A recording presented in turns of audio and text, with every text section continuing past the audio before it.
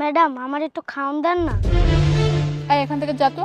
Madam দেন না madam, অনেক খিদা লাগছে। আমার কাছে কোনো এক্সট্রা খাবার নাই, হ্যাঁ এখান থেকে যা বলছি। একটু দেন না ম্যাডাম, আপনার হেনতে একটু দেন। এই তোকে একবার বলছি না এখান থেকে যেতে, যা এখান থেকে।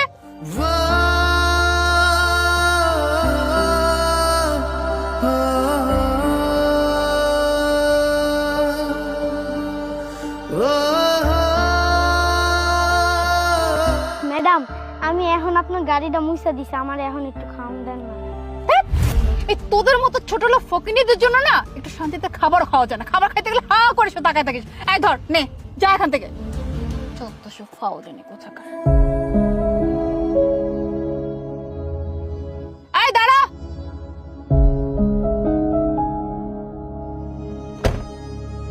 জি ম্যাডাম। এই তোর না ক্ষুধা লাগছে, তাহলে খাবার নিয়ে ওদিকে কোথায় যাচ্ছিস? ম্যাডাম খিদা তো আমার একলা লাগে নাই, ওই যে একটা হুইল চেয়ারে বসে একটা ব্যাটারে দেখতেছেন না, হে আমার আব্বা। কিন্তু এখানে যতটুকু খাবার আছে তা দিয়ে তো তোদের দুজনের হবে না।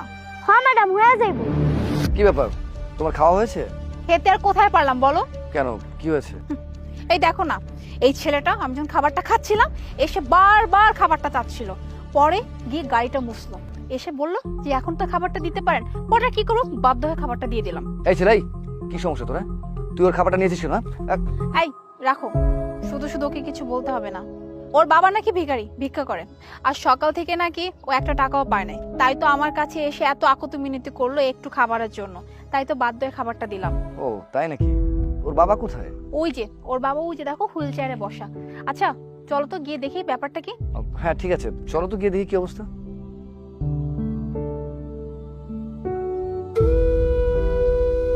আরে মারুফ বন্ধু, তুই এখানে? আর তোর এই অবস্থা কেন? কেমন আছিস তুই? জন, বন্ধু তুই কেমন আছিস? বন্ধু?